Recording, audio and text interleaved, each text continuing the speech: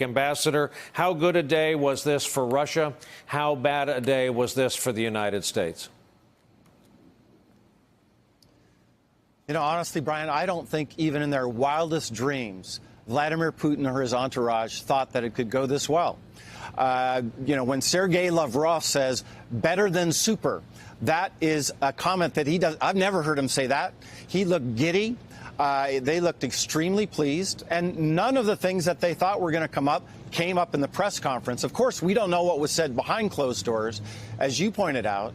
And then just to underscore what you've been discussing, this was a tragic day for American diplomacy. It would have been so easy to just hit it out of the park with Jonathan's question. He teed it up perfectly.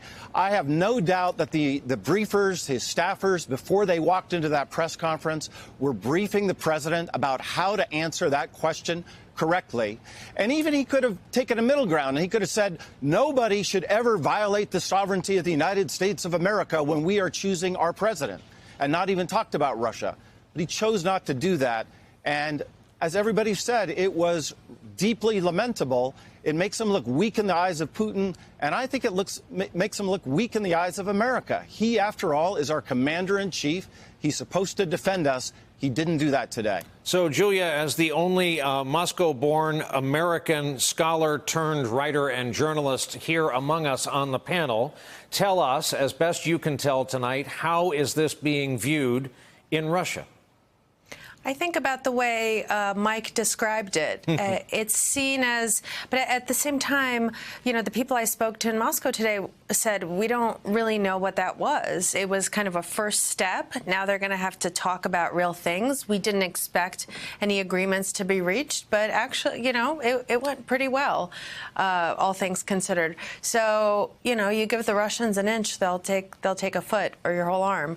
I do have to say, though, you know, I'm thinking back to 2016 when it was becoming apparent that the Kremlin clearly favored one candidate. First, it was anybody but Hillary Clinton, and then it was very clear, very strong preference for Donald Trump.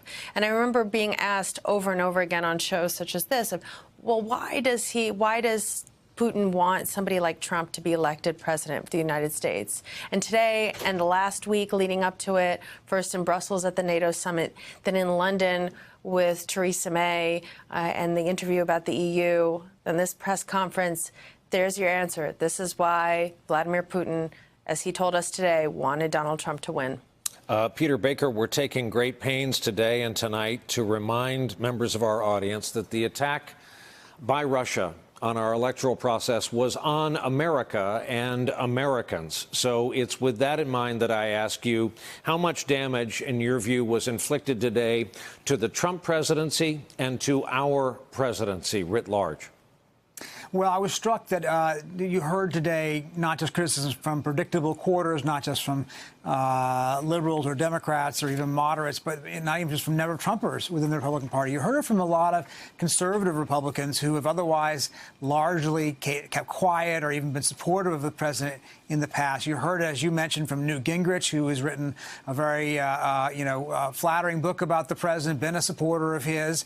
You heard it from, Liz Cheney, who has been supportive of him, now a member of Congress. You heard it from Lisa Murkowski, who often keeps quiet during these types of moments, Adam Kinzinger, a bunch of other Republicans as well, who made clear that it's not just that they disagree with what he said, but that they think that it was a terrible mistake, as Newt Gingrich said. Now, does that mean it's a turning point? Is that somehow a change in the way the Republican Party is going to respond to the way President Trump has handled this issue with Russia? I don't know. That's a really interesting question. But clearly it felt like such an extraordinary moment that a number of them felt compelled to speak out, put themselves on the record, say, we do not agree with the president, we stand by our intelligence agencies, and we do not consider Russia to be the friend that President Trump was making them out to be today. Hey there, I'm Chris Hayes from MSNBC. Thanks for watching MSNBC on YouTube. If you want to keep up to date with the videos we're putting out, you can click subscribe just below me, or click over on this list to see lots of other great videos.